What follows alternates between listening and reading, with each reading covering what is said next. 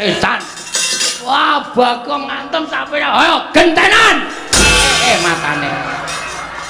Wo, nun sewu man. Pun ganti sampean to. Wis ket mau. Wah, ngapunten. Ngapunten, Lek. Ayo mundur, ayo.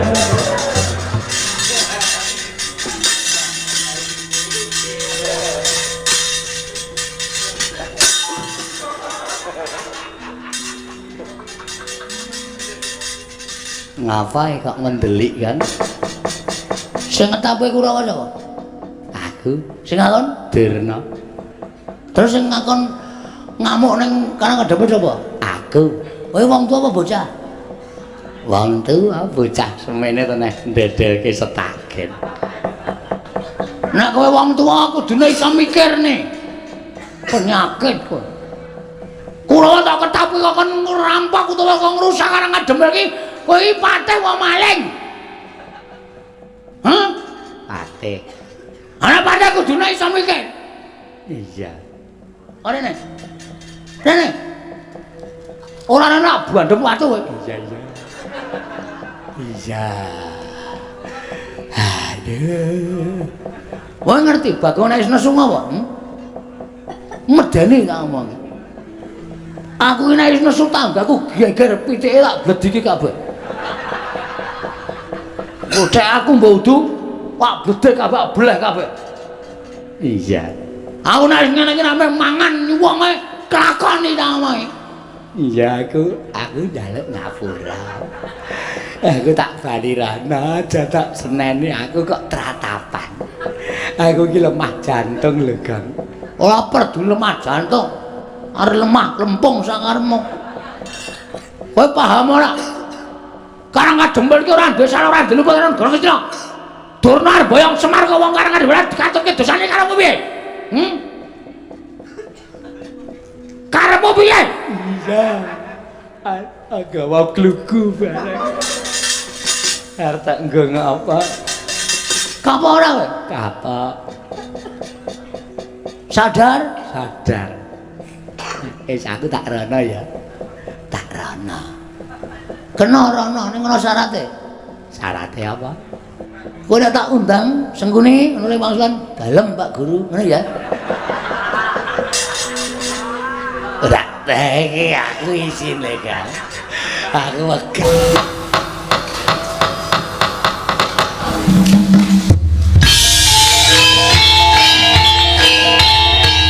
Dilanjutkan pagelaran wayang kulit Semalang Suntuk oleh Ki Dalang Seno Nugroho. Selamat menyaksikan.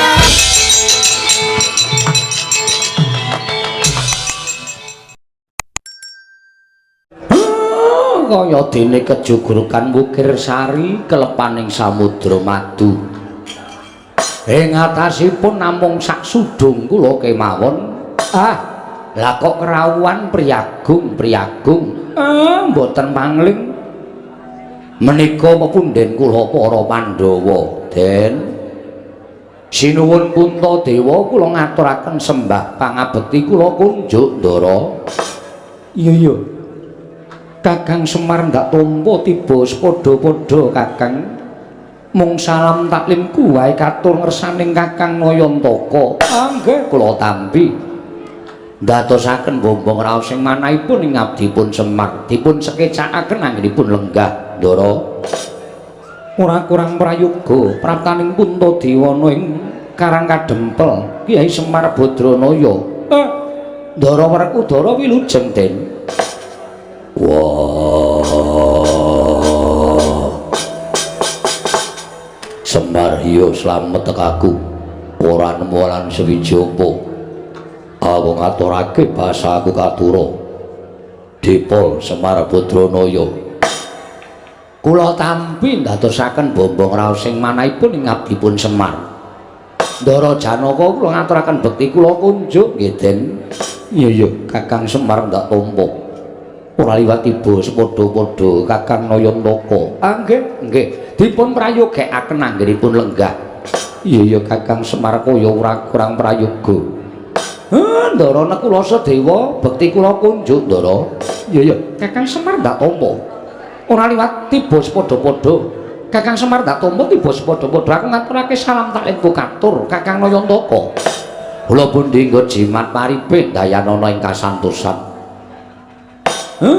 sami dipun sekecaken anggenipun lenggah Nala Gareng Petruk apa dene anakku Bagong aja ninggal tata krama dole ngaturna sembah kelawan bendaraming katemben rawuh iki Nala Gareng Petruk apa dene kowe Bagong sinuwun Darma Kusuma kula ngaturaken bekti kula kunjuk nggih Den nyaya Nala Gareng dak tampa ora liwat pangestuku Tampanana Panakawan kula pundi nggo jimat dayanana ing kasantosan Ndara Werkudara bekti kula katur yo Nala Gareng dak tampa pangestuku Tampanana nggih kula pundi Ndara Janaka bekti kula nggih Den iya Nala Gareng dak tampa pangestuku Tampanana kula pundi nggo jimat paripe Ndara kula Sedewa bekti kula kunjuk iya Nala Gareng dak tampa Nala Gareng dak tampa pangestuku Tampanana Nala Gareng lho niki sangat anggen kawudadosaken jimat dipun sekecaken anggenipun sambil lenggah wonten ing Datulaya Prada utawa ing Karang Kadempel mriki ya Nala Gareng ku ya wis ora kurang kepenak praptaku Panakawan Sinuwun Prabu Darma Kusuma Ndara Werkudara bekti kula nggih Den ya Petruk ndak tampa ya Petruk ndak tampa Ndara Janaka Ndara kula Sedewa bekti kula ya Petruk ndak tampa ora liwat pangestuku Tampanana Petruk tak tampa pangestuku Tampanana Panakawan Petruk tak tampa pangestuku Tampanana kula pundi nggo jimat paripe dayanana ing kasantosan dipun sekecaken anggenipun sami lenggah ya Panakawan kaya wis ora kurang prayoga ya Petruk kaya wis ora kurang kepenak prabtaku ning Karang Kadempel nuwun sewu Ndara Puntadewa Ndara Werkudara bekti kula kunjung nggih Den iya Bagong ndak tampa pangestuku Tampanana ya Bagong ndak tampa pangestuku Tampanana Ndara Janaka Ndara kula Sedewa bekti kula kunjuk iya Bagong tak tampa iya Panagawan Bagong tak tampa Panagawan Bagong tak tampa pangestuku Tampanana kula pundi nggo jimat paripe dayanana ing kasantosan dipun sekecakipun anggenipun sami lenggah iya Bagong kaya wis ora kurang kepenak iya Bagong kaya wis ora kurang kepenak prataku ning Karang Kadempel nuwun sewu Ndara kaget raosing manah kula mboten kanthi kanyono-nyono ing atasipun namung sak sudung kula kemawon namung sak papanipun Semar lah kok kerawuhan para priyagung sami kepareng rawuh wonten ing Karang Kadempel Ndara menawi kula nandhang kalepatan dosa menapa ing badhe kula sandhang kula mboten badhe swala waton wonten dasar kalepatan kula upami rawuhipun dika sedaya menika namung badhe paring ganjaran dhateng Semar lelabuhan apa sing pun kula lakoni Den keparing abdi pun Badranaya cumadung dawuh Ndara Kakang Semar kula wonten dawuh aja kaduk ati kajron penampa Kakang Nayantaka sayektine praptaning punta sakadang ana ing Karang Kadempel jumbuh kelawan pawarta ingkang wis ndak tampa nalika semana tumuli aku rembugan kelawan kadangku ing Jodipati apa dene Madukara wondene gumalong ing rembug nalika semana daya-daya panjenengan ingsun bakal kadherekake sowan ana ing Karang Kadempel nuwun sewu kabar napa lho Den kula kok mboten ngertos malahe sampeyan krungu kabar napa babakan Karang Kadempel pawarta saindenging jagat wis padha prisa bebasan jagat ing nganti kebrebeken marang kumandhanging Kyai Semar nggone kepengin bakal mbangun jiwa Kyai Semar malah praptaning Puntadewa ning Karang Kadempel sayekti bakal nyuwun priksa mungguh apa ta werdine ingkang wis sinebut bakal mbangun jiwa mau muga kepareng ana ambabarana marang punta sakadang upama Kakang Semar bakal paring ilmu upama Kakang Nayantaka bakal paring pewarah Puntadewa sakadang ora bakal keri nedya nyadong timbalaning Kyai Nayantaka saha yen to dikeparengake sawetara wektu punta sakadang bakal mapan ana ing Karang Kadempel sinambi ngenteni sabdaning Kyai Semar mbok menawa bisa wuwuh undhak ing kawruh bisa mundhak ngelmuning para Pandhawa krana nggone Kyai Semar nedya mbangun jiwa iki mau. Kyai Semar, Kyai Nayantaka. Mboten kanthi kanyana-nyana jebul bendara kula Pandhawa menika satunggiling satriya ingkang sami lantip panggrahitane.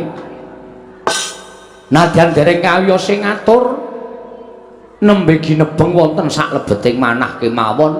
Lah kok tanggap ing sasmita. Kula ora percaya nek sampeyan krungu pawarta menika saking para kawula saking para nayaka. Ning merga sampeyan nggone Mahasing Asamun wekasan saged maos batosipun Semar.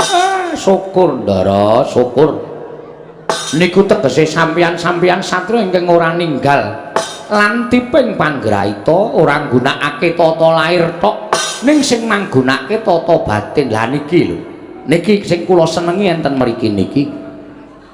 Racak-racaking satriya yen wis kesinungan derajat pangkat, kesinungan daya kawijayan sing ngungkuli marang sak pepadane niku adat sabene sing digunakake ming tata lair tok, batin ora tau digunakake. Lah enten wonten niku kathah para satriya ingkang keseluruh dalan sing kleru, keseluruh marga sing boten sak mestinipun. Sabanjure aku nyuwun keterangan marang saka Kyai Semar Badranaya. Menggah apa ta wigatine dene Kyai Semar nedya mbabar mbangun jiwa mau sayektine kepiye? Niki mung rasa prihatin kula kok Den. Raos prihatin kula dhateng kawontenan sakmenika utamanipun kawontenan negari Ngamarta. Ngamarta menika dipun asta dening para satriya inggih dika Pandhawa gangsal cacahipun jumbuh kalian dasar negari lan ugi jumbuh kalian panembahing titah. Iya Kyai Semar. Ning nuwun sewu. Beciking Narapraja kok mboten dipun kanteni kalian beciking para kawula, cobi to. Nek sampeyan purun mandhap wonten ing Kitagara, langkung-langkung wonten ing Karang Pradisan, minggahing wonten ing Parden. Negari Ngamarta sakmenika sampun beda kalian negari Ngamarta ingkang riyin lho Den. Negari Ngamarta sing biyen iku negara ingkang panjang kunjung pasir pawukir Lojinawi gemah ripah karta tata Raharja. Kawulane padha tentrem, kawulane padha ayem, boten suk-sukan pikire, boten suk-sukan atine. Kabeh-kabeh duwe rasa hormat ngurmati marang sak pepadaning urip ing bab samukawisipun. Ning sakniki kok benten. Sakniki adoh sungsate. Kawula Ngamarta racak-racake padha nggugu karepe dhewe, malah luwih-luwih ora percaya marang pernatan hukum negara Ngamarta sing digunakake hukum pribadi diri pribadine dhewe. Waton kasembadan sing digayuh. Pundi-pundi kathah regejegan, pundi-pundi kathah bentak sirah. Kawula pun boten tentrem. Gesanging kawula menika raosipun namung was-was kuwatir durga ngongso-ongso lan sak piturutipun. Kawontenan ingkang mekaten menika kala wau nuwuhaken tandha prihatos saklebeting manah kula. Tumuli kula kepengin bangun jiwanipun para kawula supados wangsul minangka dados jejering kawula negari Ngamarta ingkang pitados kaliyan pranataning hukum lan pitados kaliyan menapa ingkang dados gegebeganipun negari Ngamarta. Kyai Semar iya pancen mengkono. Malah aku ngaturake panuwun Kyai dening atase ming sak Kyai Semar nanging banget nggo ninggatekake kahanan negara ing Ngamarta. Yen to pancen mengkono panjenengan ingsun rumangsa luput ing atase minangka jejering Nalindra ora mawas marang gelaring kahanan negara Ngamarta. Ingkang ndak buru amung kanikmataning praja Ngamarta sartaning para nayaka Punggawa dene kawula dina samengko rumangsa dikiwakake dening Nalindra Ngamarta Prabu Darma Kusuma Kyai. Syukur Den. Wong niku lho apik-apike wong niku nek gelem ngakoni luput, apik-apike menungsa niku nek gelem ngakoni salah. Ngoten. Nek sampeyan wis rumangsa kelimput anggenipun gatekaken para kawula niki dadi prakandha lan dadi pancatan anggen kula badhe bangun jiwanipun kawula sak negari Ngamarta, jiwanipun para Pandhawa menika mangke badhe kasembadan. Matur suwun Ndara. Iya Kiai Semar. Wosipun sampeyan ampun kendhat dhateng darmanipun utawi warah kawruh ing kraton. Warah kawruh ing kraton piye Kiai Semar? Napa kudu kula baleni melih? Kawis niku kula kinten sampeyan tetep ditresnani dening para kawula. Iya Kiai. Wajibing ratu menika kudu tansah anata haniti hamariksa sarta misesa dhateng para kawula. Menika wajibing ratu. Angka 2 pengageming ratu menika sampun ngantos tinggal marang pakarti sama beda dana dendha. Mboten sah kula jlentrehke wong sak donya niku wis do ngerti kabeh tembung sama beda dana dendha. Iya. Angka 3 pambeganing ratu sipating ratu kedah saged hamong hamut hamengku sarta hamangkat. Angka 3 lelabuhaning ratu anatepana berbudi bawalaksana animpuna ing aguna amumpuni ing kautaman. Angka 5 kekasih ing ratu tumindak adil bener sentosa lan wibawa. Angka 6 patraping ratu nglunggana watak lan tumindak wicaksana wiwaha wisuda lan wiguna. Angka salajengipun 7 gegayuhaning ratu marsudi mrih hayu hayom hayem lan hangayani. Iya Kiai Semar. Angka 8 junjunganing ratu murih sageta jejeg adeking praja katentremaning kawula sambung memitran liyang praja kerukunaning bebrayan agung. Wonten ingkang pungkasan inggih menika pengageming ratu Nalendra kudu darbe kasekten kesabaran kawaskitan lan kapinteran. Mengkono Kiai. Sangang perkawis menika menawi dipun agem lan ditindakke kula kinten sampeyan tetep dadi junjunganing wong sak praja Ngamarta. Ning kejaba saka niku sasampunipun sampeyan dados junjungane wong sak negara Ngamarta tetep mulat karo kahanan negara. Tegesipun sampeyan kudu tansah mulat kaliyan kahananing para kawula ingkang panjenengan caketi sampun ngantos kawula ingkang mapan wonten ing kutha Gorotok ning klebu wonten Karang Pradesan wonten ing Parden pagunungan kedah panjenengan caketi jer menika ugi kawula panjenengan aja banci ndemban siladan sing cedhak ratu mangrangkul sing adoh Nalendra mangsisihke niku mengke dadi srana tetel kapercayaning para kawula. Nek pun tetel kapercayaning para kawula nuwun sewu lho Den, nuwun sewu. Ampuh dikaya ngapa kekuatan sampean ra iso ngalahke kekuataning kawula. Iya Kiai Semar, aku ngrumangsani. Nggih, syukur nek pun ngrumangsani. Kanthi cara mekaten, monggo sakmenika wiwit dipun dandosi jiwaning para kawula srana sampun ngantos panjenengan ginakake Prabaya, sampun ngantos panjenengan ginakake bondo donya ning rasa niku sing luwih wigati. Rasaning kawula mangcaketi sing mapan wonten ing Karang Pradesan, sing mapan wonten ing pagunungan mang cedhaki, mang raketi utawa mang dudul penggali para kawula. Nek kawula rumangsa dicaketi atine, niku mengke kawula rasa mbok paringi bondo brana picis pun padha sengkut gumregut bangun negara lan mastuti marang pernataning hukum negara ing Amarta.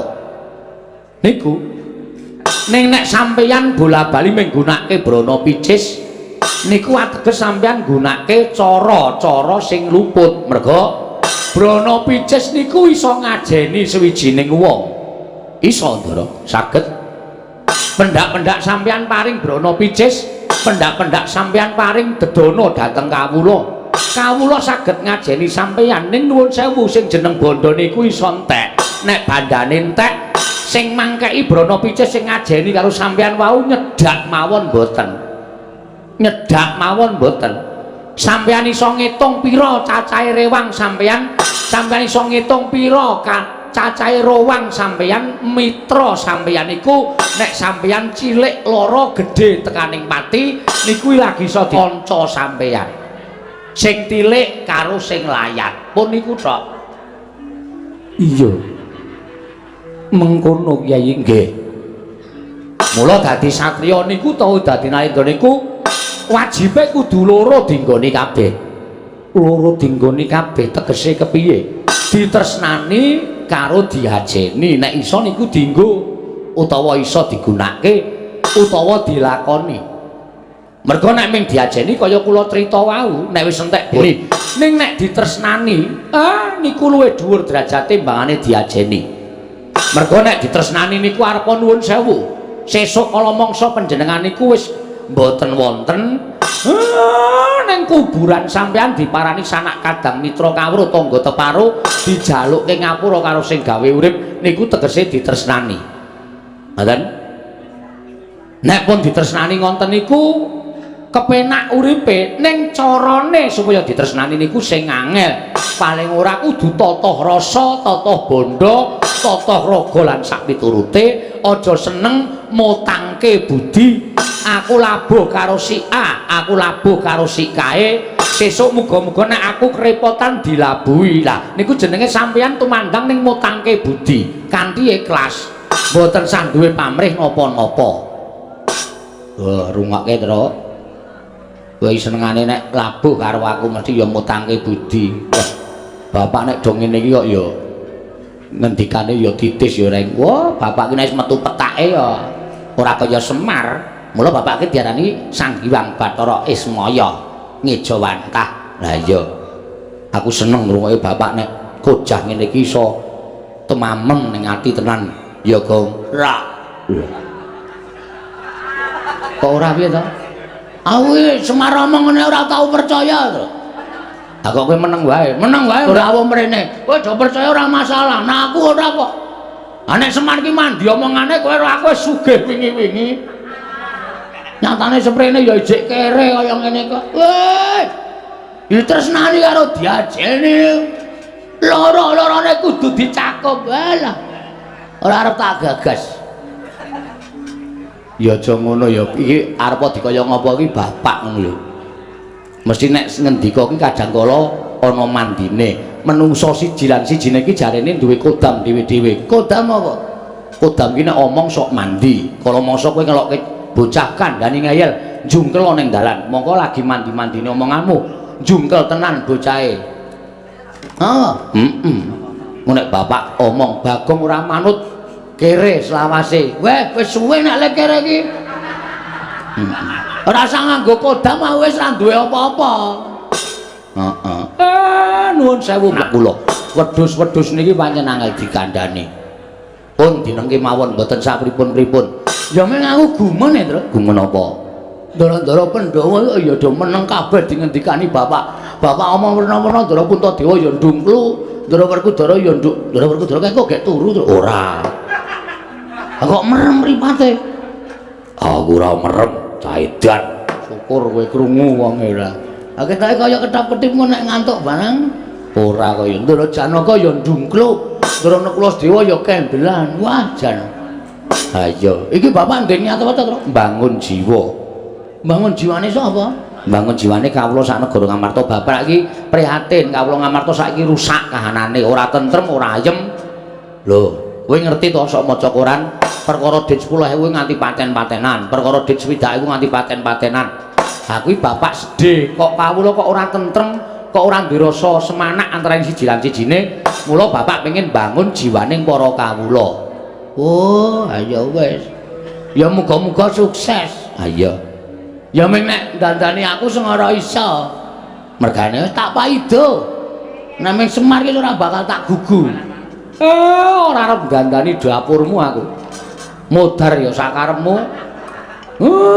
Kandhani wong tuwa senengane ngeyel. Bapakmu ki lagi diagem omongane karo ndara-ndaramu, aja sok nyentulani bapakmu. Nek ora ana aku ya omong, nek ana aku tetep tak paido. Aku ora percaya kok. Aku wis ra kompak dhewe kok.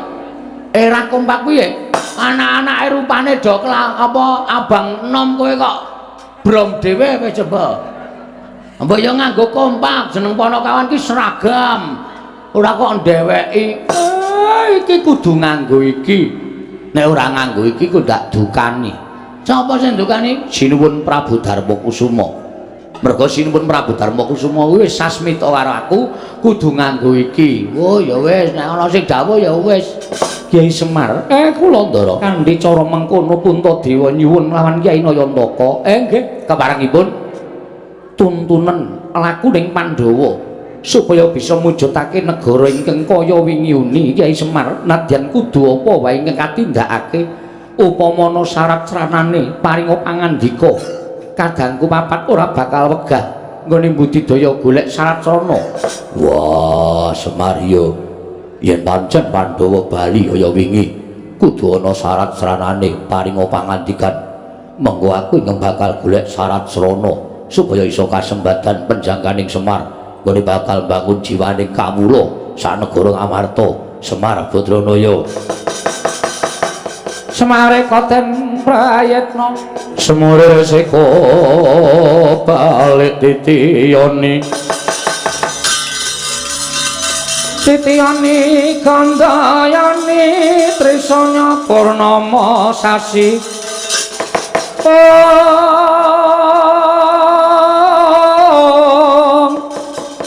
trisanya purnama sasi gilar-gilaran ing tengah latar gilar-gilaran ing tengah latar milang lintang Bima Sekti.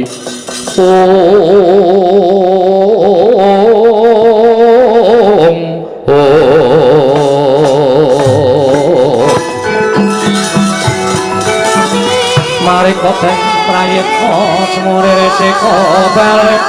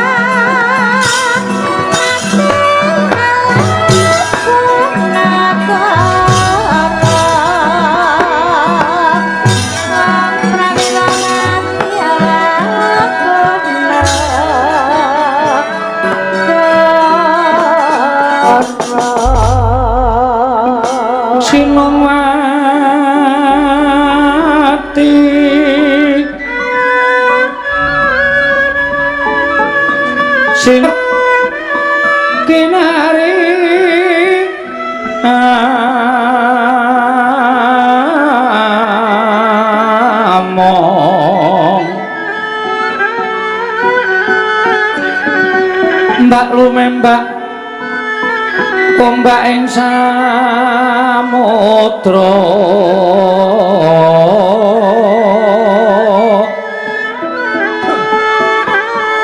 ae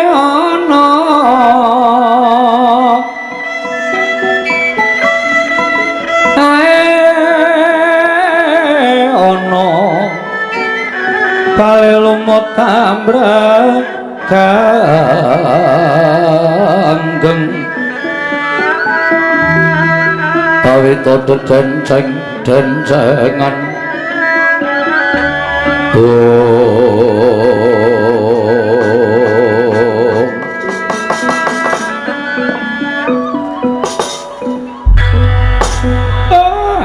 damel kaget raos sing manahipun ngabdipun Semar.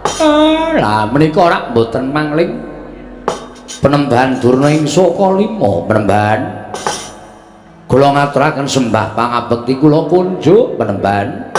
Kandhap lekuduk suwal kembal Semarante hawala. Ya Semar kowe ngaturke bekti karo aku wis tak tampa ora liwat pangestuku tampanana ya Semar. Nggih kula pundi nggo jimat paribeh dayanana ing kasantosan. Kalian sinten? Mboten pangling Rekyana Patih Sengkuni. Iya Semar, aku ingkang prapta ning Karang Kadempel Semar. Syukur Rekyana Patih. Bekti kula kunjuk nggih Rekyana Patih. Iya Semar ndak tampa. Pangestuku tampanana. Bapa Penembahan Durna, kula ngaturaken bekti kula kunjuk Penembahan. Anak Prabu Ngamarta menika. Inggih Bapa Penembahan. Inggih. Kula tampi malah kaget raos manahipun ing Bapak Saka Lima dene panjenenganipun Nak Prabu Ngamarta sampun keparang rawuh wonten ing Karang Kadempel. Sampun sawetawis Bapa Penembahan. Nggih syukur. Dipun sekecaken anggenipun lenggah. Bapa Durna ki kula aturi sekeca anggenipun lenggah. Nggih sampun boten kirang prayogi. Paman Arya Sengkuni kula ngaturaken bekti kula kunjuk. Kula tampi dawah sami-sami nggih anak Prabu Durna bapakku. Aku ngaturake basaku katura. Oh Werkudara anakku wong gagah tak tampa Werkudara pangestune bapak Tampanana ya nang ya lik ya ngger Yo ndak gegem dadiake jimat. Bapa menemban bekti kula kunjuk. oh Janaka ya nang kene Inggih. syukur-syukur Janaka Kula ngaturaken bekti bapa menemban. tak tampa pangestune bapakmu saka lima Tampanana ya Janaka Kula pundi nggo jimat paripe dayana ing kasantosan. Paman Patih Haryo Sekuni bekti kula kan kunjuk. kula tampi nggih dawah sami-sami nala Gareng Petruk Bagong ngaturna sembah karo Begawan Durna waduh ngimpi apa kowe Mir ngimpi apa ha kok ora kanthi kanyono-nyono ming omahmu kok kerawuhan priagung ya Tru Heeh.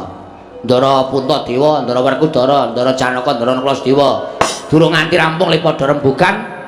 Iki rawuh meneh priyayi luhur Begawan Durna. Lho, apa ora gleleng? Aku dhewe ora ngerti lah kok padha ting gruduk ning Karang Kadempel. Bekti kula penemban. Oh, Nala Gareng tak tampa, pangestuku Tampanana ya Nala Gareng. Kula pundi nggo jimat paripe dayana ning kasantosan. Rekyana Patih Sengkuni bekti kula kunjuk. Iya ya Nala Gareng tak tampa. Pangestuku Tampanana. Bekti kula katur penemban. Oh, Petruk tak tampa. Pangestuku Tampanana ya Panakawan. Kula pundi nggo jimat. Rekyana Patih Sengkuni bekti kula kunjuk. Iya Petruk ndak tampa. Pangestuku Tampanana. Gong, ngaturke bekti ora? Karo sapa? Begawan Durna rawuh ngono. Lho. Aku ora kanthi kanyono-nyono. Kula ngaturaken bekti kula kunjuk nggih Begawan Durna. Andeng Durna. Ya Bagong, pangestuku Tampanana Bagong. Kula pundi nggo jimat paripe. Sinten ingkang nderekaken Adipati Haryo Sekuni? Wah, Rekyana Patih Sengkuni bekti kula kunjuk Rekyana. Iya Bagong ndak tampa pangestuku Tampanana. Niki sangat anggen. Kawula mundi dadosaken jimat. Dipun sekesakaken anggenipun sami lenggah. Oh ya Bagong wis ora kurang kepenak. Truk. Dayo akeh kaya ngene kok tanpa metu wedange Semar iki. Ayo engko tawanana. Nuwun sewu penemban Durna munjuk menapa? Loh. Apa kira-kira kowe kuat nyuguh aku? Aku piyayi, kowe mung teh. Napa kopi?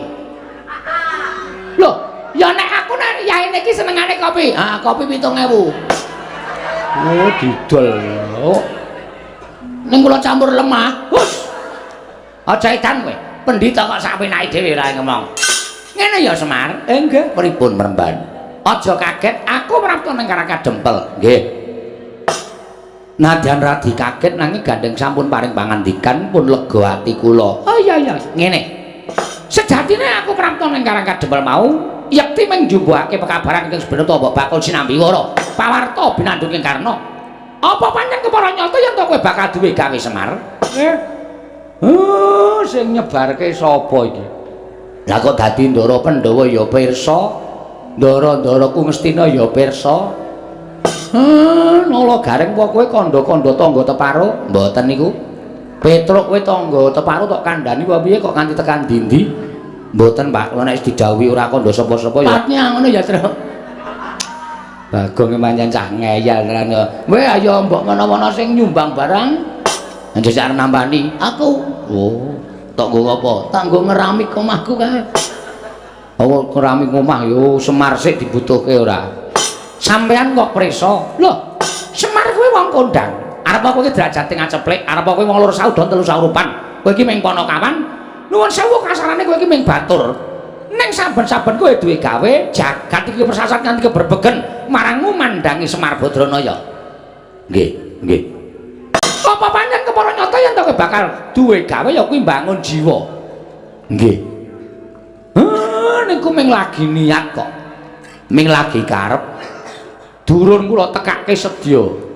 Ming lagi karep, lagi kula nam-nam wonten ati ning kok kula kaget. Sedaya sampun sami prisa. Lho, aku ora wis omong karo kowe to, kowe iki wong kondang. Mula nek arep duwe gawe apa-apa kowe iki mesti tekan kono-kono padha ngerti ta. Dene apa to sababe aku suwanu ning Karang Kadempel iki mau pancen diutus dening Sinuwun Prabu Duryudana. supaya aku sowan ana ing Karangkadempel. Wigatine ora ana lali kejobamu. Apa yang dadi sediamu mau pancen apik, pancen becik Semar.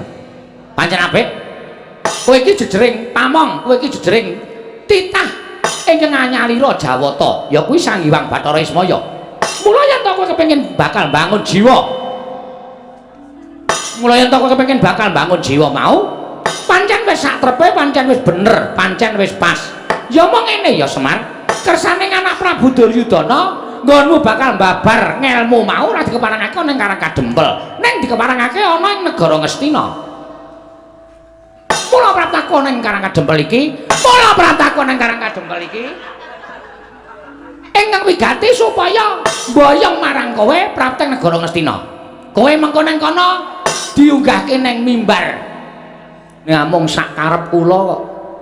Sinuwun Ngastina ngantos kados mekaten. Ning nuwun sewu. Kula niku ora arep kojah, kula niku ora arep wewarah dhateng sinten kemawon. Kula niku ora arep ngumbar ngelmu utawa menehi ngelmu napa-napa kemawon. Kula niki wong sekeng, kula wong ora duwe, kula wong melarat. Ngelmu kula ya mung ngelmu celimen kemawon. Hah, napa to sababe kula ajeng bangun jiwa niku? Kula kok ora bangun jiwane wong sak donya niku mboten. Kekuatan kula niku sepinten. Nek kula mbangun jiwane wong sak donya, ming sak Semar kok ajeng bangun jagat niku terus kula napa ngembari panguwasaning Gusti Akarya jagat. Mboten ajeng. Sing kula karepke mbangun jiwa niku kula pengin bangun negara Ngamarta jer. Karangkadempel menika kebawah keperintah negara Ngamarta. Mula sing kula penke nggih negara Ngamarta. Dados nek Begawan Donarawuh meniki kalian Prakyana Patih Sengkuni pengin boyong dateng Semar Badranaya, kula kok kon bangun jiwane Kurawa niku sing ajeng kula bangun nggih napa to Bi?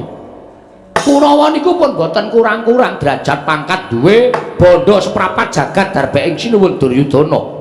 7 turunan boten entek.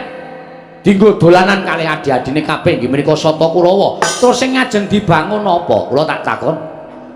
Nek kula teng negara Ngastina niku ngibarate kaya dene nguyahi segara. Teng mriku nggih pun lenggah pandhita ingkang kondang monyor-monyor inggih menika peparab Begawan Durna. Lah mung perkara kojah wewarah kawruhing urip kok dadak nggotong kere saking Karangkadempel terus pujangganing Ngastina sing nami Begawan Durna niku nuwun sewu gaweane napa? Sing kudune dandani para Kurawa niku sampeyan dudu kok kula. Merga Kurawa niku murid sampeyan, Kurawa niku siswa sampeyan. Anane siswa kok ora apik, murite kok ora becik. Ya niku sing ditutuh ya gurune, piye le mulang muruk karo murite. Ngoten. Ampun kok kula sing dandani. Sing gawe dudu kula kok sing dandani kula. Niku nek carane wewangunan utawa carane omah sing gawe dudu kula, sing dandani kula. Mengke usuke kurang gedhe, renge kecupeten. Mboten iso dadi dipasangi gendheng ya ora apik. Ngoten. Nek sing damel sampeyan sing dandani ya kudu sampeyan. Mula nuwun sewu. Niat kula mung ajeng dandan-dandan negara Ngamarta. Sakliyane niku dudu tanggung jawab kula. Semar niku wong ora kaya sing gawe jagat, ora kaya Gusti, ora kaya dewa. Kula niku senes dewa, kula mung titah sewantah. Ngoten. Mula nek Begawan Donarawuh mriki ajeng boyong Semar, nuwun sewu kula mboten saged. Kula dereng saged mergi siji niku dudu kewajiban kula. Loro, kula mboten iso pripun-pripun mangke nek tekan negara Ngastina. Malah kula iso disoraki dening para kawula sak negara Ngastina. Wong ngelmu kula niku mung ngelmu celimen. Ngelmu kula niku mung ngelmu cethek. Ngelmu kula niku dudu kawruh kapanditan, dudu kawruh kabrahmanan. Luwih-luwih dudu kawruh kadewatan. Mila Den, Ndara kula Begawan Durna kula nyuwun pangapunten menawi jengandika Penemban Donarawuh wonten ing papan mriki. Badhe mboyong kula. Nek kula kon supaya teng negara Ngastina dandani para Sata Kurawa Blaka Suta, kula ora iso, kula ora tekan. Ndak malah mengke ngebot-boti pikiran kula, sampeyan mang kondur kemawon. Sampeyan mang bali kemawon. Mang matur kali Sinuwun Prabu Duryudana nek niku dudu gawean kula. Kula tak ngrampungke lek kula dandan negara Ngamarta riyen, Ndara.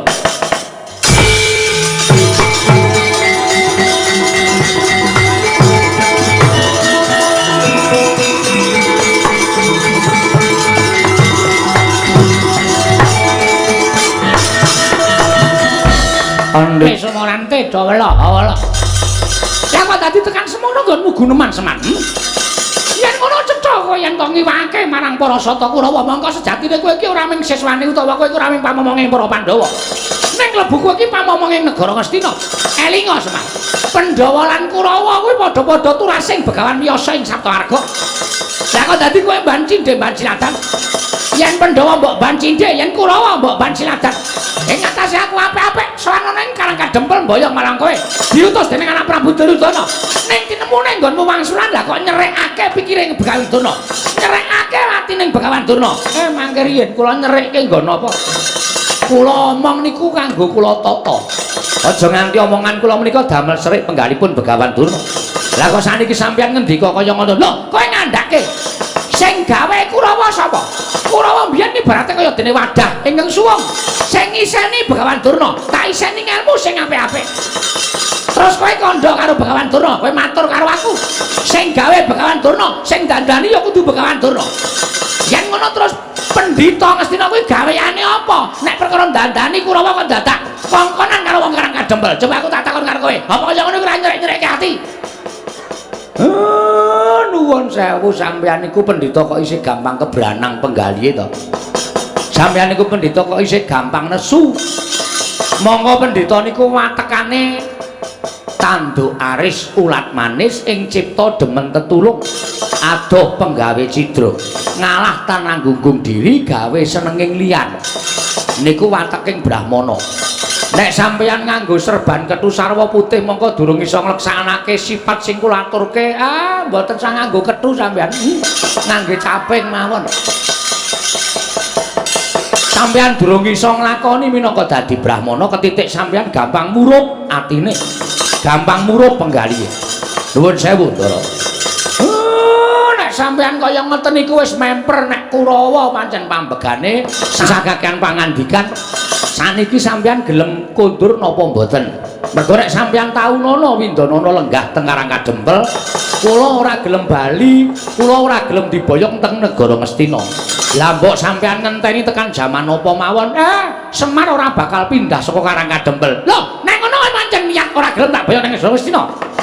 Monggo Semar. Ya aku diweling dening anak Prabu Duryudana, Bapak Durna menawi mboten saged boyong Semar wonten negari Ngastina. Ateges Bapak Durna menika mboten lahir batin anggenipun sumuyut ngayom wonten negari Ngastina. Ateges aku padha karo ora dianggep ana negara Ngastina. Mula tinimbang aku bali ana negara Ngastina ora boyong ngelawan kowe. Luwung kowe bakal naruda paripeksa. Lah tak tenan to. Griwikan dadi grojogan keguyon dadi tangisan. Sampeyan ngomong kaya ngoten niku ampun gawe nesune anak-anak kula. Mengkene anak kula salah siji wonten sing nesu. Kula ora tanggung niki cah awur-awuran kabeh. Sampeyan iki nek pendhita elek derajate mung mergo dinggo awur-awuran kali anak-anak kula niku kula ora tanggung. Aku ora wedi karo anak-anak. Kuwase kowe gelem mangkat apa ora? Yen kowe ora gelem mangkat ora meng kowe sing tak klebu Karang Kadempel kene bal tak atutke dosane. Yen perlu Karang Kadempel tak bumi angus legane atiku. Terus? Nesu ora kowe? Ora. Bagong kuwi sing biasane kena nesu ora, Gong? Oh. Dian. Gong. Gong, ngapa?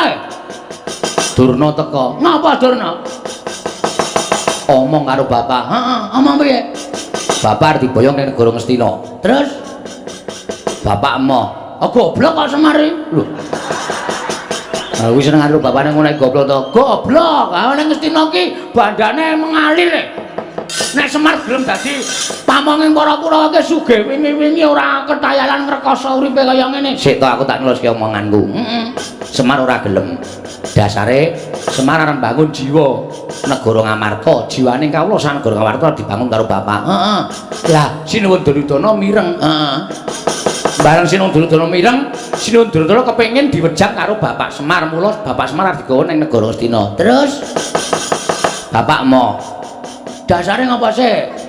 Bapak kepengin rampunge pakaryane negara Ngamarta. Tur kuwi dudu gaweane bapak. Kuwi dudu kewajibane bapak. Dandani Kurawa kuwi dudu kewajibane bapak. Sing bapak duwe kewajiban iki dandani para Pandhawa. Heeh. Durna Sumbar. Ngene piye? Nek Semar ora gelem tak boyong ning negara Aripeksa. Wis ben. Lho. Ora nesu kok. Ora ana sing nyangkut keamanan Karangkadempel. Kuwi pribadine Semar karo Durna, masa aku kok nesu. Lah kowe iki anake sapa? Anake Semar. Lah Semar dingonone kok kowe ora nesu. Piye? Semar dingonone kok kowe ora nesu. Ah ora aku masuk angine Semar atilek kok. Tanteni dina rong dina telung dina kok tanpa Semar nek kowe ora gelem tak boyong ning negara Ngastina. Aja mengko ning kawula sak Karangkadempel tak katutke. Maksudnya karo kawula Karangkadempel lagi boyong kabeh? Ora. Kawula sak Karangkadempel arep di bumi angus. Hah? Arep di bumi angus. Bumi angus iki apake, Tru? Ha iki omongan karo wong goblok SDM rendah ki ngene iki. Di bumi angus ki mbok menawa arep digawe sungsang bawana balik, nek perlu Karangkadempel arep diobong karo Begawan Duna. Cangkeme sapa kowe? Metu golek rokok sik. Nyamelange. Sapa terus yang muni ngono kuwi? Begawan Durna. Yakin? Yakin. Kok aku nesu kok kowe ngapusi? Ora. Aku krungu dhewe. Kowe lho iki? Heeh. Asli to? Asli. Nesu aku.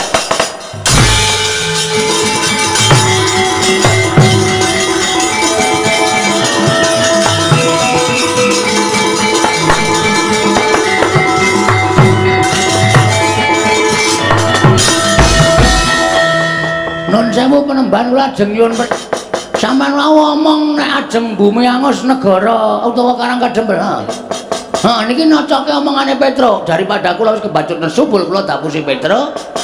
Lah kula isin. Nek pancen nyata niki mungsuhe dudu sapa-sapa ning kula sampean kudune ngerti. Dina Senin Demben kula niku dilantik dadi ketua pemuda Karangkadempel. Dadi nek sampean ngrasani ketentremane Karangkadempel niku padha karo sampean milani jajane Bagong. Ngandel ora. Anakku nesu. Aku nesu ora mbelani kowe aja GR. Mbelani sapa? Mbelani bumi utah getih kowak. Karangkadempel ki bumi kelahiranku. Karangkadempel ki bumi utah getihku. Aku jejer putra bumi. Nek ana wong sing arep gawe cintrakaning bumi kelahiranku, seduma bathuk senyari bumi. Ora nyawang sapa-sapaku. Arep kuwi aja kok menungso. Dewa medhon aku ora wedi. Oh, cangkeme kebablasen kuwi. Mun ana dewa medhun tenan. Wah, aku tratapan ya, Tru. Ora to ya. Ya wis ora dewa wis. Anjur wedi ora. Aja kok menungso, demit aku ora wedi. Oh, sidane demit sidane. Ora dewa. Nyemelangi enak dewa. Mun medun tenan, Bagong jabut nyawamu. Mudar tenan aku. Loh, saiki karepmu piye? Loh, saiki kula manut karo sampean. Nek sampean ajeng boyong Semar, Semar ora gelem niku pribadi perkara sampean karo Semar. Ora masalah. Monggo arep dirembuk cara piye ora masalah. Nek sampean aja nganti ngatutke Karangkadempel. Ngono. Aja nganti ngatutke Karangkadempel. Semar kuwi kami tuane Karangkadempel. Ha sing do ngakoni. Loh, kowe ora ngakoni bapakmu kami tuane Karangkadempel. Kula niku anake ora percaya karo Semar. Nek Semar diganggu gawe mongko menyangkut suasana ketentraman Karangkadempel ya maaf. Jembel dudu ajanging Semar. Kowe iki mau apa ya jenenge? Ora to ya kowe. Kan apa itu maksude? Dudu Semar sing ngadepi. Dudu Semar sing ngadepi. ning Bagong diajane Bagong sing dienggo ajanging peperangan. Wah, edian. Gleleng tenan cah iki. Ya kuwi. Durna iki biasane sok Durna ora temandang sing maju Kurawa. Kowe nggo Kurawa? Heeh. 100. Mbok dilongi. Wong Kurawa 100 kok ngelongi. Wong nantang kok bareng krungu ana Kurawa 100 kok tratapan ora. Aku ora bakal mundur sejangan. Nek mungsuh Begawan Durna ngendi papane wong neter kate gaya. Wah, panas maring jajaran sertane bawana. Yen ngono Bagong sing palangi niate Begawan Durna. Ayo, kowe ngecap pirang dina? Kowe ngecap apa? Ora bakal dadi karo jak mati Begawan Durna musuh Bagong luwung ora urip nang arep padang. Oi, cewek.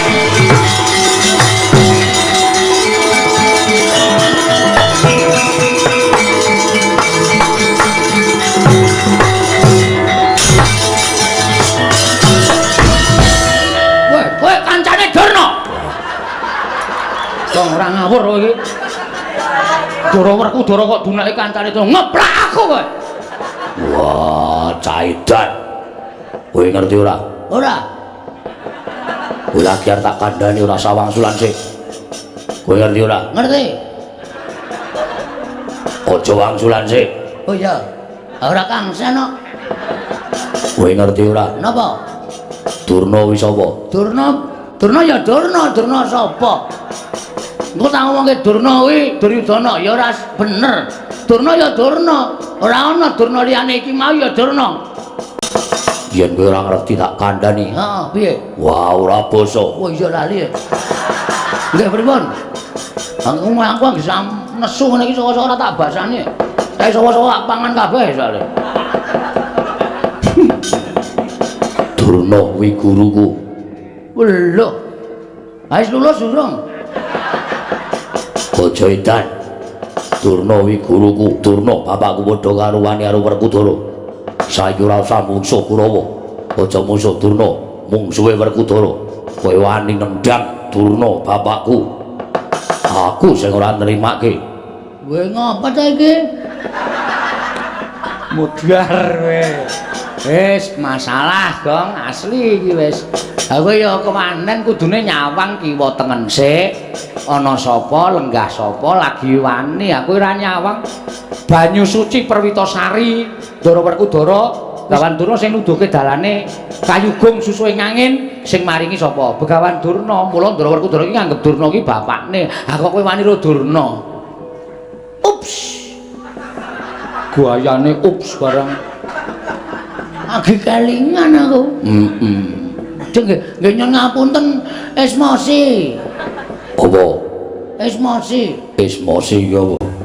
Nesu, emosi kula. Aku trewet banget ya. Jek idune muncrat-muncrat. Nang rayu sondol nganggo. Niki mbiyen iki kulino bal-balan soalnya iki heading. Langsung kontal Durna. Wah. Janaka ya anake Durna iki muridé Durna. Nek nganti Janaka ora trima mungsuhmu tuturu Durna. Nek karo Werkudara karo Janaka. Apok ra iso wae kowe lorak-lorok mripate. Kalah cacak menang cacak kok. Terus maksudsu Wale maksud lu yen pancen garwane karo Durna mungsuhe dudu sapa-sapa mungsuhe Werkudara. oke gong sadar gong cerewet menengo wis ben tak niati kabeh niate pancen arep mungsuhi Bagong ora masalah ini kalau Begawan Durna mboten napa-napa dikira kula wedi karo sampean wis biyen tekan saiki ora arep wedi Bagong karo Werkudara ngerti kaya ngono ta blusuk nang kalen biyen dak cilik kok sing ngomong sapa mbok mikir sampean niku cilik tak totke nang ndi dolan nang ndi tak totke nganti sirah tanggo sikil tanggo sirah manggagas lelabuhane Durna karo Bagong gedhe sapa lho piye kae nesu kok nangis Gong ngeleh oh terus semangat le oke semangat rumangsane padake. Hah? Aku tak takon. Terus sampean tak kandhani nggih. Sampeyan aja ngawur. Sampeyan aja ngawur ngakoni Durna guru sampeyan. Nek sampeyan gelem menggawe kanthi permana jati banyu suci Perwitasari niku sing duduke dudu Durna. Dudu Durna. Kowe lha iki Bagong tenanan iki. Dudu Durna, Mas. Ora ro nangis, Gong. Sing tetek. Oh, tenge mak senut. Anggere tanggo bengok mak senut.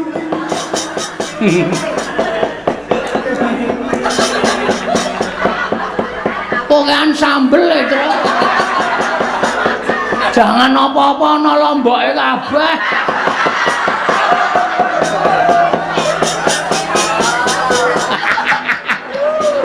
Isa-isane kok terus kaya tak cuci nganti. Banyu suci Perwitasari iki mergo apa? Kepercaya sampeyan karo Begawan Durna.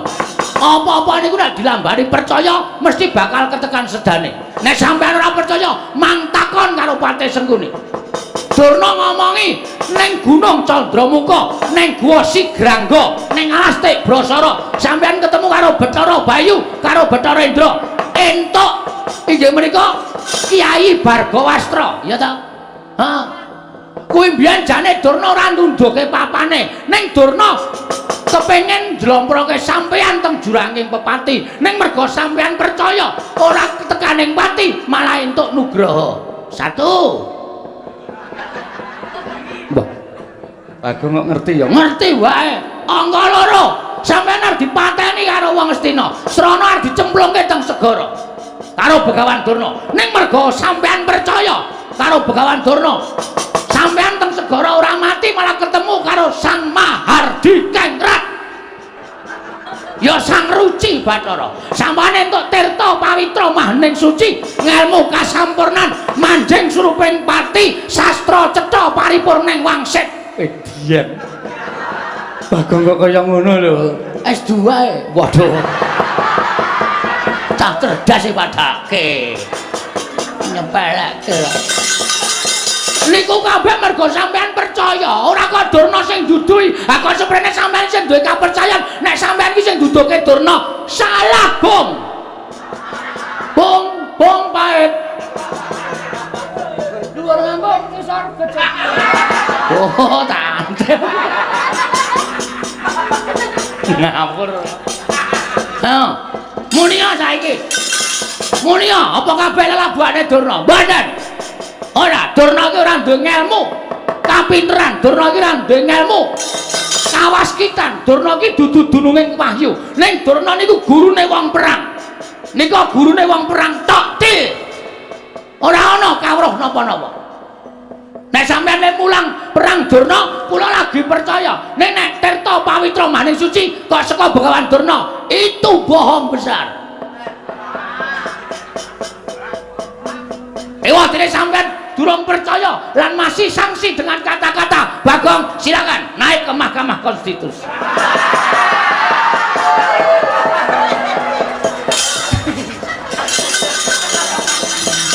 Rampung ya, Gong. Hah, wis mau? Wis. Oh, muni ana iki. Kowe kok ngerti sapa-sapa? Iki apa? Iki Vespa iki, Vespa ndrasmu kuwi. Ora nesu. Ah kaya Vespa tenan e, Mas. Iki kaya plentronge. Iki kaya ngarep kae, bemper ngarep. Iki sedele nang kene. Busine ngupil ora? Ora.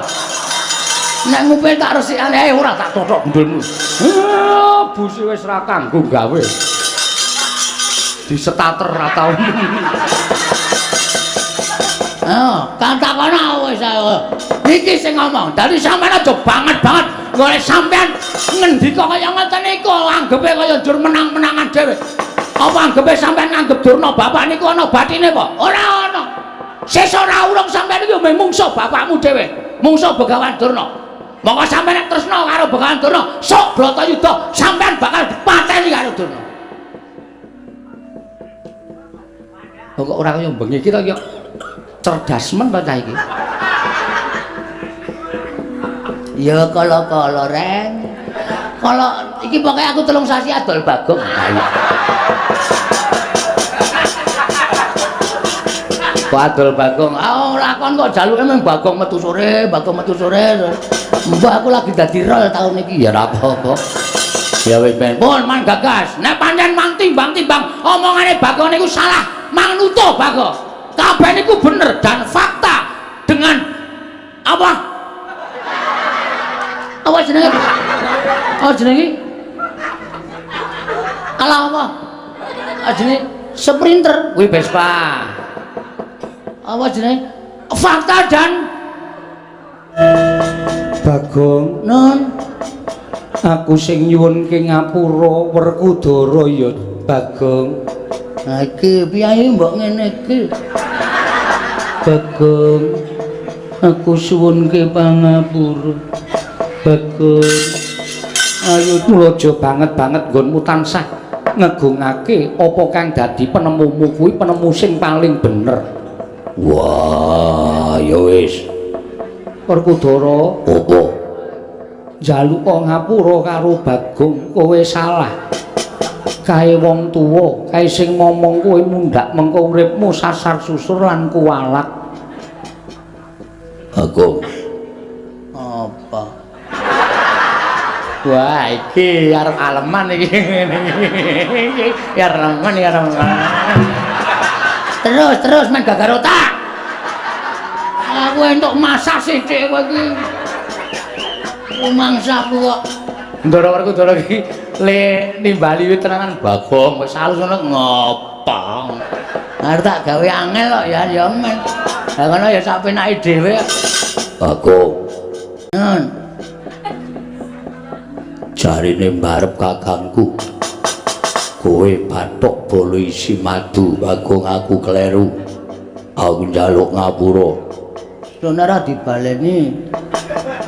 Ora. Ngono kuwi ya. Apa-apa kok njur rangre wani Durna Ardiwangi, wani Durna Ardiwangi. Durna iki anggepe apamu? Iya. Ngene nganggo pikiran ora waton nesu. Ora kok waton sampinake dhewe apa-apa iki dipetung aku omong ngene iki tuna bathine piye, aku omong ngene tuna bathine piye. Ngono kuwi ora njur jumlah ngegongke aku Satria Digdaya sapa-sapa arep tak salahke sapa-sapa arep tak salahke njur sak kepenake dhewe.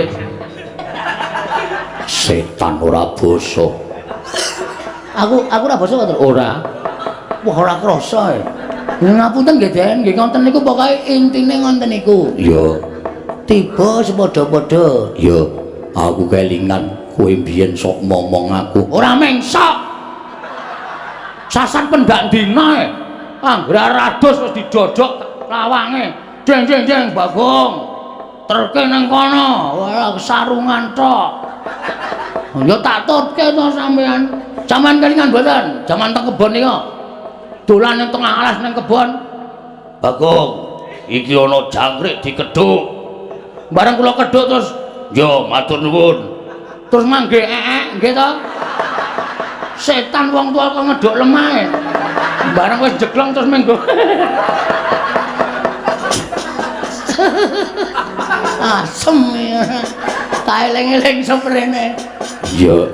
Ngoten niku labuhan kula. Iya. Bagong, Nun, aku njaluk ngapura. nggih mboten dados menapa. Iya. No memori ora karo Ndara Janaka kok. Hah? Ana memori ora karo Ndara Janaka? Ora. Kae ra senengane roman to, Tru. Yange sapa aku ora ngerti. Ketemu yang iki gandeng ning tengah sawah iki do tetenguk ning galengan kae. Mongko galengane kuwi kalen garing. Ndara Janaka ya santai aja cilik mbiyen baguse ora Jawa-Jawa. Wong wedoke anggere ketemu Ndara Janaka terus ngrangkul terus do jak tengok-tengok ning nggon kalen garing kuwi. Gejlike tak buka. Dadi wong do jagongan tak lepi.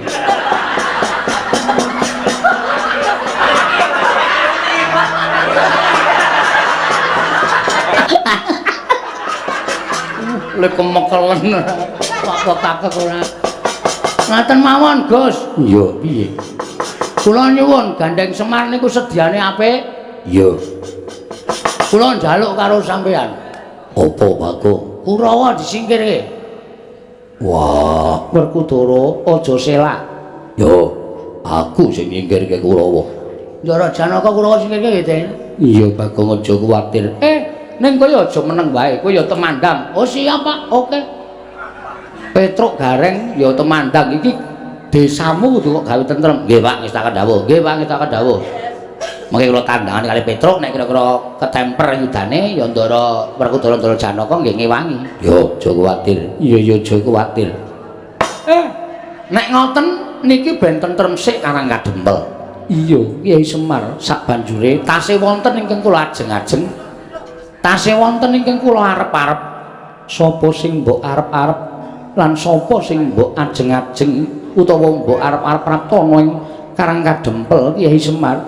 Mboten sanes sinuwun Darawati kali sinuwun Mandura menapa to sebabipun kekalih menika mboten saged pisah kalian para Pandhawa. Margi menika tasih turas Mandura. Menika ugi wonten sambung darah kalian para Pandhawa. Mila mangke kula badhe jangkepaken Pandhawa lan sederek-sederekipun sedayanipun menawi sampun jangkep nembe kula wiwiti jinurung kali ndara-ndara kula Pandhawa anggenipun bangun jiwa. Ya to Semar yen to pancen mengkon aku mung kari manut. Ndara Puntadewa monggo kula dherekaken manjing Balewisma sak pejagung Saturnetra kalih kula. Iya ayo tak dherekake Kyai Semar. Ndara Werkudara Ndara Janaka kula nyuwun ketentremaning Karang Kadempel. Yo Semar aja kuwatir. Monggo aku tak kongkonan anak-anakku. Ya Semar aja kuwatir monggo aku tak kongkonan anak-anakku. Petruk Gareng Bagong katentreman Karang Kadempel reksanen. Nggih Pak, wis tak kendhawuh. Nggih Men, ngestaken dawuh. Purna gatining pananggilan. Sanutasa kundur ngedhat tunjuk saking gambar kula kinapit gambaran gading kadhiraken sangganing para Bancedi manggung ketanggung Joko Paloro ingkang sami ngapil upacaraning Prabon. Kawis tinggal saking Mandra tindaknya Sri Naranata Kyai Semar Badranaya nganti kaya gumebyar candrane.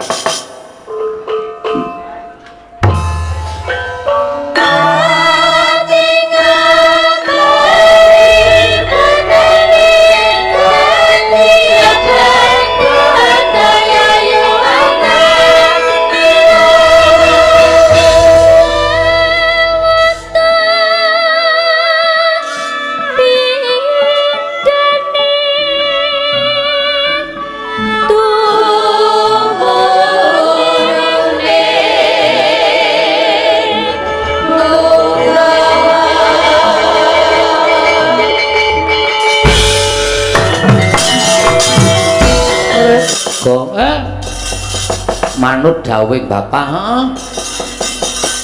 Kowe karo aku kudu njaga katentreman Karang Kadempel. Bener. Ora pangling kae Kurawa dampyak-dampyak. Sajake mbelani karo Begawan Durna. Aku wis krasa, Tru. Ning awak dhewe rasa wedi, awak dhewe rasa mundur. Heeh.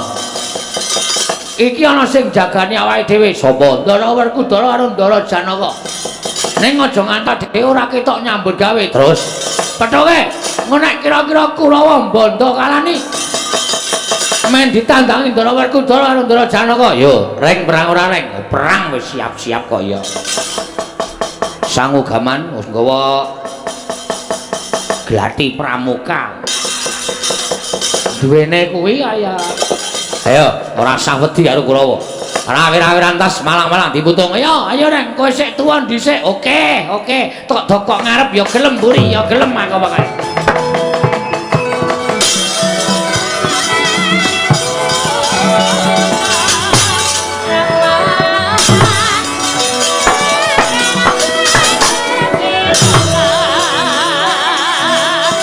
Alukon aku melekas.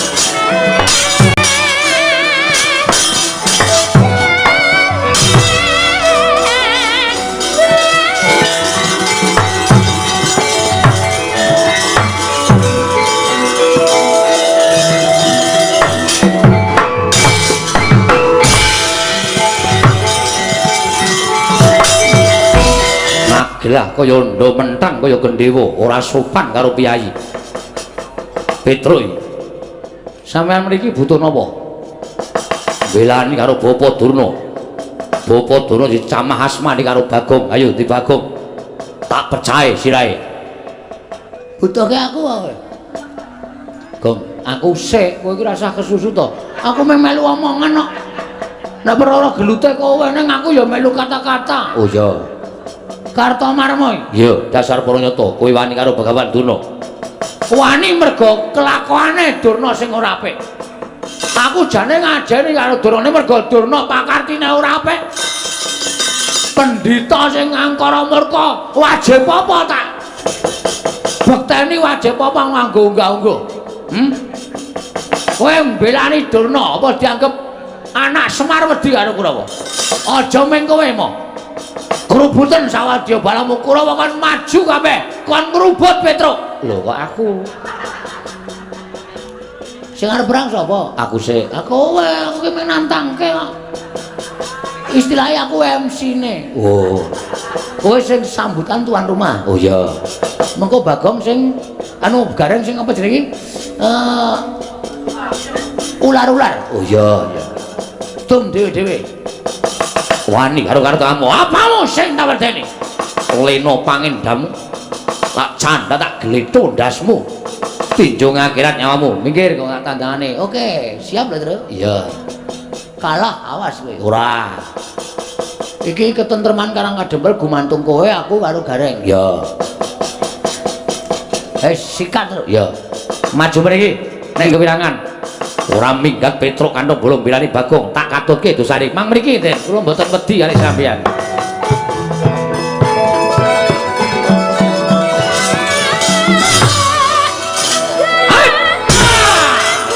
Bagus. Terus. Ya.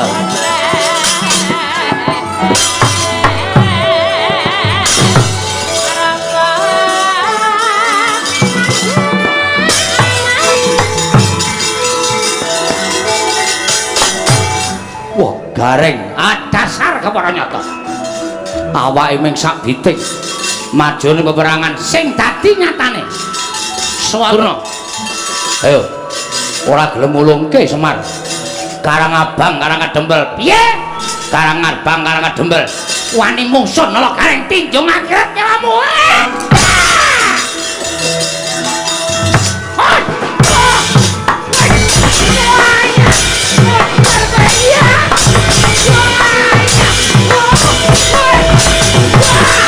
Geleleng ora.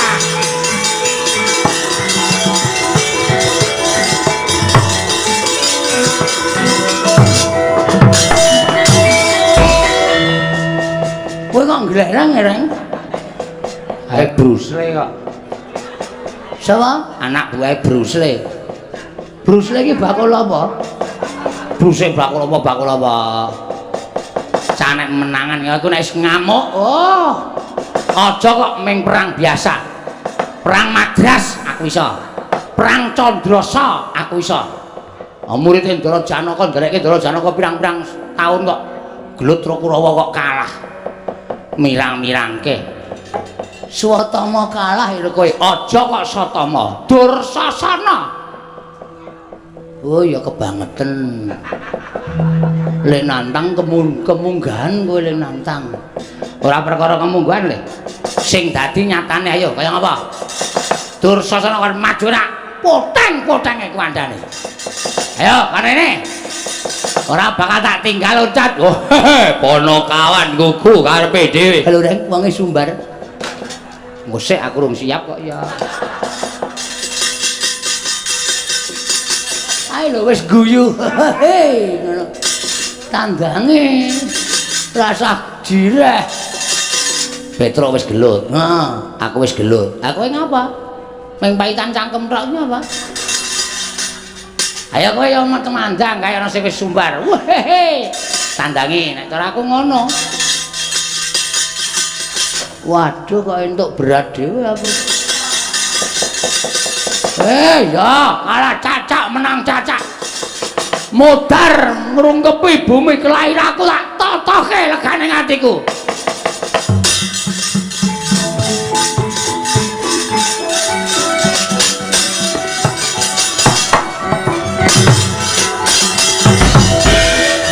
edan. Joget kok ora aturan. Tak kecekelku kok. Kowe joget gleleng. Aku isane joget nguncalke sikil. Ora minggat kena cangkemmu modar. Wah, edan musuh wong buruk. Mungsuh wong buruk. Dursasana dasar para nyata. Mrene arep ngopo kowe? Nglabrak wong-wong Karang Kadempel. Ora minggat bumi angus Karang Kadempel. Berarti arep ngerusak Karang Kadempel. Dasar para nyata. Sing betengi Bagong. Lho. Ayo sing gagah akeh, sing digdaya akeh. Petruk kon tekan kene. Aku nek mungsuh kowe tak idake mut. Kowe tak gajule ambyar sirahmu. Aku mau musuh wong ringkih kaya kowe. Musuh ya sing gagah-gagah sisan. Musuh ya sing digdaya sisan. Musuh kowe nggo ngopo? Dur, ngopo? Kowe aja sok ngembe karo wong. Aku ki arep selamat dadi Bagong. Aku maling belum tau konangan. Lah kok kowe ngece karo aku? Nek ora wong limpat ora bakal kelakon to. Sing dadi nyatane. Lho, nyatane piye? Kowe apa aku sing modal nang kene? Wah, iblis larat. Ora minggat pecah sirahmu. Ya, lho. Ngopo kok nyo? Lho, kowe ngopo mau muni piye? Pecah sirahmu. Nyo. Nyo pecah ndes. Iki 3 tahun tak pecah dhewe ora tau iso pecah. Nyo pecah ndes. Setan ora. Ayo kendeli ngono kuwi disumbari pecah sirahmu kok melayu berarti jirek. Nek sumbari pecah sirahmu dulungke sirahe berarti sak kendel. Pecah sirahmu yo guys. Kowe wani wong ngene iki rong karuan wani nek aku sing muni pecah sirahmu dur, kowe mesti mak tratapmu. Nek aku ki wong uripe jelek kok. Dadi nggo ngopo aku urip? Urip bendina mung nyaur 2000. Esuk 2000, awan 2000, sore 2000, tekor. Nyo. Edan ora edan serius iki nyo. Ngantem sak pol-polmu nek nganti iso pecah, meguru karo kowe 20 tahun aku sumpah. Nyo. Weh, ya tenanan kok. Tenan. Yakin bola bokin. Sumpah. Ora bakal aku gawe-gawe nyo. Nek ya kuwi kowe ngantem aku sirahku ora pecah, gentenan kuwi adil. Gentenan piye? Genti aku njotos sirahmu. Ayo ngono kuwi, kendel padha kendel. Mengkari kuat-kuatan sing sirahe empuk ya modar sik. Nyong wis. Kowe lah ngono kuwi ditampa ora penantangku. Wani wae, wani ya gak ditonyo. Ping pira? Manut, aku ki ping pira-pira manut kok. Atane isih kuat aku isih gelem. Nyong. Iya. Kendel tenan kowe. Wedi, nek aku madhep rene wedi. Ambangane aku ndisi kowe batur, aku disi ana. Nyo ayo. Ayo. Wedi saka arep mburi kok nyo ayo. Kuwi ngapa tawa apa ngapa kuwi? Kaya aku iki lho nyo. Lho, mat. Suwe mat. Diantem ya ora apa-apa. Mburi wae nyo. Lho kene iki mat. Lho, ora gelis. Oh, mat yo mat kok nyo ayo. Mburi kok nyo ayo. Ngantem tenan modar tenan. Kaya aku lho nya, isa aku ya iya kok nya. Ayo areng apa? Mburi piye nya? Mburi nya. Pajange cak kendel isih. Wis ya modar tenan. Yo serius yo. Ayo. Kowe sik aku sik manut. Manut. Nya aku sih nyok, sampean Pangeran Pati tak punjul nya. Lek pecah, kowe lak domongi kok iki 3 tahun tak pecah ora tau pecah. Nya, nek sampean mecah sirahku sekali tonyo iso pecah, aku mengucapkan matur nuwun. Iya. Nya malah tok entengke patiku nya. Pecah sirahmu. Nya. Kowe iki domongi ngayal gak wis to? Lho, wis e. Lho. Wis to? Wis. Lho, kok ora krasa? Wah, lah demet ki. Wah, ngece tenan iki. Wis tak antem kok mulih ora krasa. Edan. Wo, celeng tenan. Wah, wis ngantem to. Wis.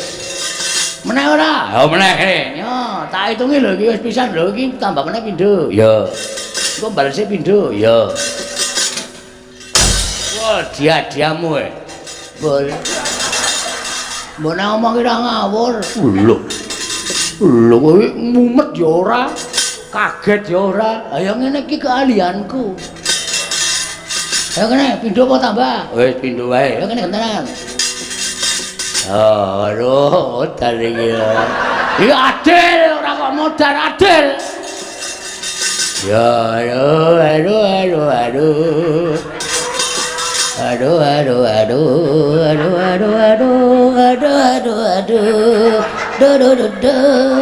Ora cerewet wae. Gek ngantem aku kaya nyanyi malah. Yo. Bismillah. Yo. Ora kabari sik sadurunge. Yo piye.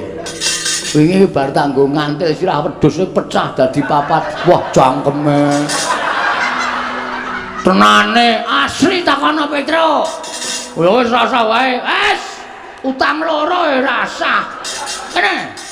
Wah, modal tenan iki. Aduh. Siap.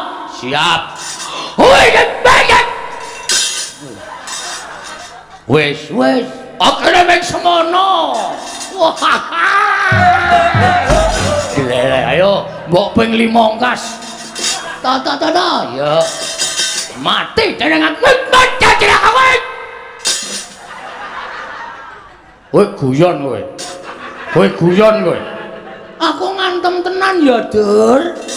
Ming kekuatanku ki ming semono kowe. Ayo kene gentenan. Ya.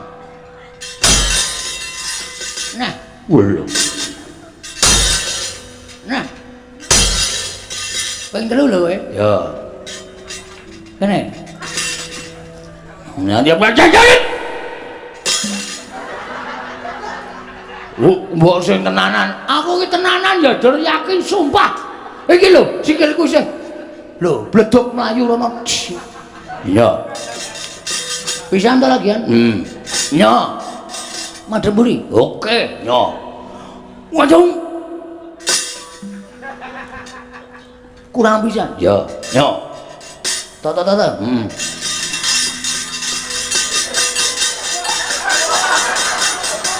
Ayo, sak banter-bantermu. Hop!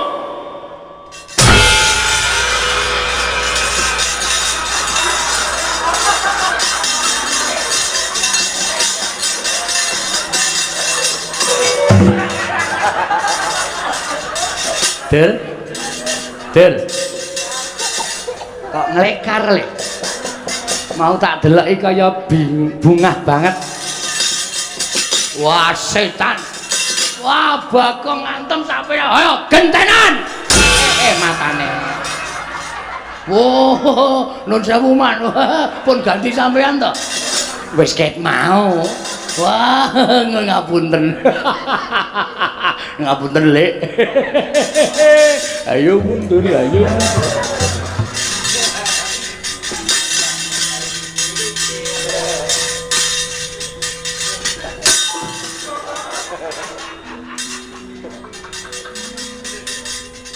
Ngapain kok mendelik kan?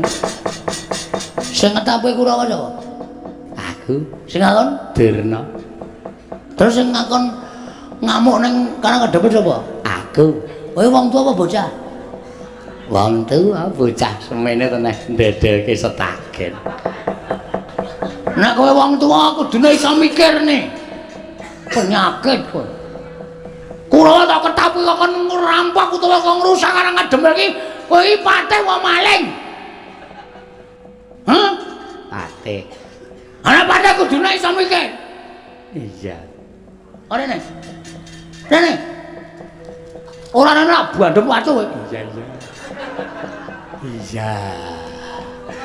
Aduh. Kowe ngerti Bagong nek nesu apa? Medeni tak ngomong. Aku nek nesu tanggaku geger pitike tak blediki kabeh. Bocah aku mbaudu, Pak bledek kabeh bleh kabeh. Iya. Aku nek ngene iki rame mangan wonge kelakoni ta omongi. Iya aku njaluk ngapura. Aku tak bali rana, tak seneni aku kok tratapan. Aku iki lemah jantung lho, Gang. Ora perdu lemah jantung. Arep lemah lempung sakarepmu. Kowe paham ora? Karang Kadempel iki ora duwe salah ora diluput karo Negara Kecil. Durna arep boyong Semar kok wong Karang Kadempel dikatuke dosane karo kowe piye? Karepmu piye? Iya. Agawa kluku bareng. Harta nggo ngapa? Kapok ora kowe? Kapok. Sadar? Sadar. Aku tak rono ya. Tak rono. Kena rono ning ana syarate. Syarate apa? Kowe nek tak undang sengkune ngono le maksudan dalem Pak Guru, ngono ya. Ora iki aku isine kan. Aku wedi tonyo ana nyanyi. Wis kono rono. Rembulan ngono. Lagune sing anyar iki lho, lagune si sapa jenenge? Nela Gareng, Nolo Gareng kok Nela Gareng anu. Nela Karisma. Ayo gawe nyanyi, mentok tak kandhane engko anggere mandek kok buandem watu. Mentok. Tasine sing bener keprowak. Nggih. Mboten hafal. Kudu apal mentok kok. Mentok. Datar.